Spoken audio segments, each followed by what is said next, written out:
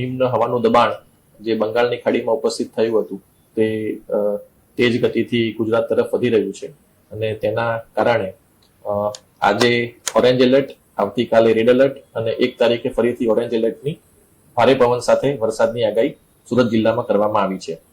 તે સંદર્ભે Surat municipal commissioner દ્વારા તમામ તૈયારી કરી દેવામાં આવી છે.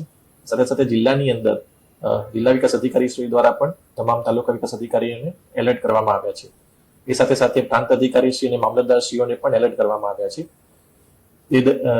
તે પૈકી નીચાણવાળા વિસ્તારોમાં જ્યાં પાણી ભરાવાની શક્યતા રહે છે ત્યાંથી સ્થળાંતર કરવા માટેની સૂચના આપવામાં આવી છે. સાથે સાથે આ વખતે ભારે પવન પણ સાથે આવવાની શક્યતા છે. તેથી જેટલા પણ લૂઝ સ્ટ્રક્ચર્સ છે તેને પણ ઉતારી દેવા માટે, હોર્ડિંગ્સ ઉતારી દેવા માટે તમામ નગરપાલિકાઓને પણ જાણ કરવામાં આવી છે. મારી ખાસ એક વિનંતી પશુપાલકોને છે કે આપના પશુઓને આપ બાંધીને રાખો છો, તેથી જ્યારે વધારે વરસાદ આવે અને પાણી ભરાય તો તેવા સમયે તેને તણાવવાની શક્યતા રહે છે. તેથી જ્યારે વધારે વરસાદ આવે અને પાણી ભરાવાની શક્યતા જણાય તો પશુઓને ખુલ્લામાં રાખો, તેમને તાર સાથે કે કોઈ પોલ સાથે બાંધો નહીં, જેથી તે પોતાની રીતે જે સુરક્ષિત જગ્યા છે તે શોધી શકે. અગત્યની જે વાત છે કે આવતીકાલે 31મીએ ખૂબ જ ભારે વરસાદની શક્યતા છે. તેથી તમામ નાગરિકોને મારી વિનંતી છે કે આપ સતત વેધર વોચ ઉપર નજર રાખતા રહો અને જે પણ IMD નો ફોરકાસ્ટ આવે છે તેને સતત જોતા રહો, જેથી જરૂરિયાત ના હોય તો તેવા સંજોગોમાં આપણે બહાર ના નીકળીએ.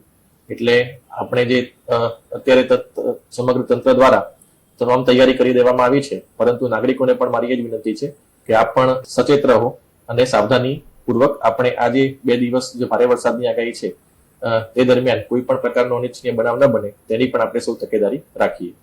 અત્યારે હાલ આપણે કોઈ જાહેરાત સ્કૂલ અને કોલેજ અથવા એના માટે નથી કરતા, પરંતુ આજે સાંજે જે પ્રમાણે પ્રેડિક્શન ફરીથી આવશે અને જે ફોરકાસ્ટ આવશે તે પ્રમાણે આપણે નિર્ણય કરવામાં આવશે.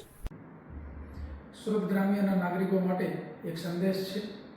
આવતીકાલે ભારે વરસાદની આગાહી છે, ત્યારે આપણે સૌ સતર્ક રહીએ, સલામત રહીએ અને જિલ્લા વહીવટીતંત્ર દ્વારા જે કંઈ સૂચના આપવામાં આવે છે એ સૂચનાનું પાલન કરી આપણા પરિવારને સુરક્ષિત રાખીએ. જિલ્લા વહીવટીતંત્ર દ્વારા તમામ પ્રકારની વ્યવસ્થા કરવામાં આવેલ છે. કોઈ પણ તકલીફ હોય તો નાગરિકોને તરતને તરત જે તે મદદ મળી રહેશે. એની માટે જિલ્લા કંટ્રોલ રૂમના મોબાઈલ નંબર અને અન્ય નંબર પણ જાહેર કરવામાં આવેલા છે, ત્યાં આપ ગમે ત્યારે સંપર્ક કરી શકો છો. ખાસ કરીને જ્યારે ભારે વરસાદ ચાલુ હોય ત્યારે અનિવાર્ય સંજોગો સિવાય લોકોએ બહાર ન નીકળવું જોઈએ અને જે નદીની નજીકના વિસ્તારો છે ત્યાં ફરવા જવાનું ટાળવું જોઈએ.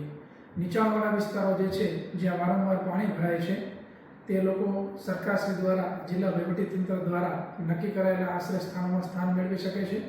નીચાણવાળા વિસ્તારોમાં જ્યાં પોતાના ઢોર બાંધતા હોય તો એને પણ ઊંચાણવાળા વિસ્તારમાં સ્થાનિક મામલતદારશ્રી અને સ્થાનિક PIશ્રીની મદદ લઈ અને ખસેડી શકાય છે. એ સિવાય જિલ્લા વહીવટીતંત્ર દ્વારા SDRF, NDRF અન્ય તમામ પ્રકારની સુવિધાઓ અને પ્રિકોશન્સ જે છે એ લેવામાં આવી રહ્યા છે. તો નાગરિકોને હું વિનંતી કરું છું કે જિલ્લા વહીવટીતંત્રની જે કંઈ સૂચનાઓ છે એનું પાલન કરી આપણે અને આપણા પરિવાર સાથે સલામત રહીએ. આભાર. નમસ્તે, હું કૌશિક જાદવ, પ્રાંત અધિકારી માંડવી. અત્રેના પ્રાંત હેઠળ સમાવિષ્ટ માંડવી, અરેઠ, માંગરોળ અને ઉમરપાડાના નાગરિકોને વિનંતી કરવા માંગુ છું કે આગામી 24 થી 48 કલાક દરમિયાન અતિ ભારે પવન સાથે વરસાદની આગાહી હોય, બિનજરૂરી અવરજવર ટાળવા નદી કાંઠાના વિસ્તારોમાં રહેતા નાગરિકોને સાવચેતીના ભાગરૂપે સ્થાનિક વહીવટીતંત્ર સાથે રહી સલામત સ્થળે સ્થળાંતર કરવા અને સાવચેતીના પગલાં ભરવા વિનંતી કરવામાં આવે છે. સાથે અફવાઓથી દૂર રહી તંત્ર દ્વારા આપવામાં આવતી સૂચનાઓનું પાલન કરવા વિનંતી કરવામાં આવે છે. સાથે કોઈ પણ સમસ્યા જણાય તો અત્રેના કંટ્રોલ રૂમમાં જાણ કરવા આપ સૌને વિનંતી કરવામાં આવે છે. ધન્યવાદ. સુરત શહેરના તમામ નાગરિકજનોને જણાવવાનું કે 30 તારીખ અને 31 તારીખનું જે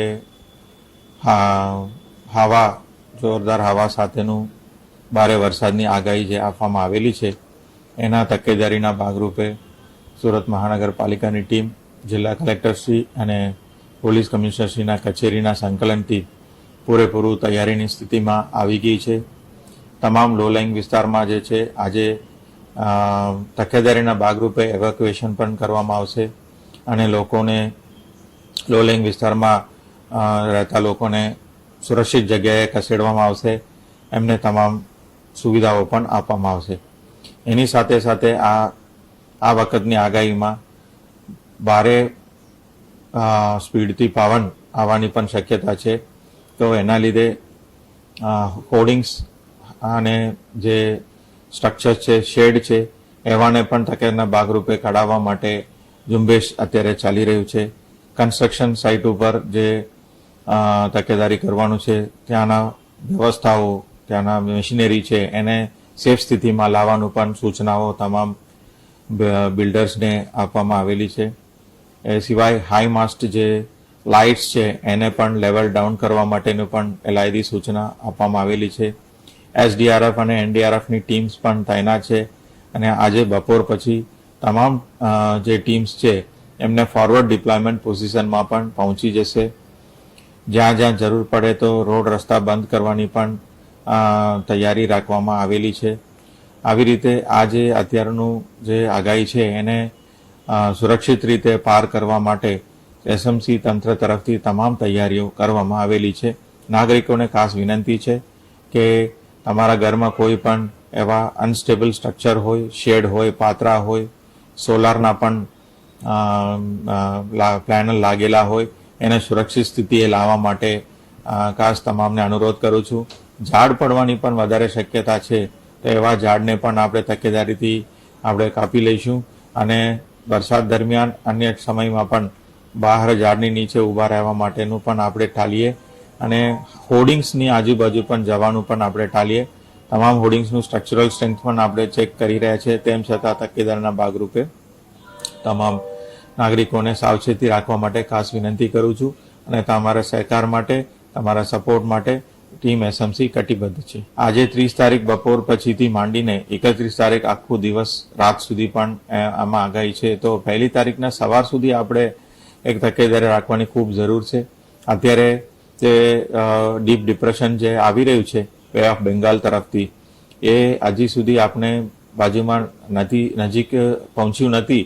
એનું વલણ કેવું છે, કઈ દિશામાં આગળ વધે છે, એનું પણ દર કલાકે, દર અડધા કલાકે પણ અમે મોનિટરિંગ કરી રહ્યા છીએ અને હવામાન વિભાગ સાથે અને સ્ટેટ એમરજન્સી ઓપરેશન સેન્ટર સાથે સંકલનમાં કામગીરી ચાલુ છે.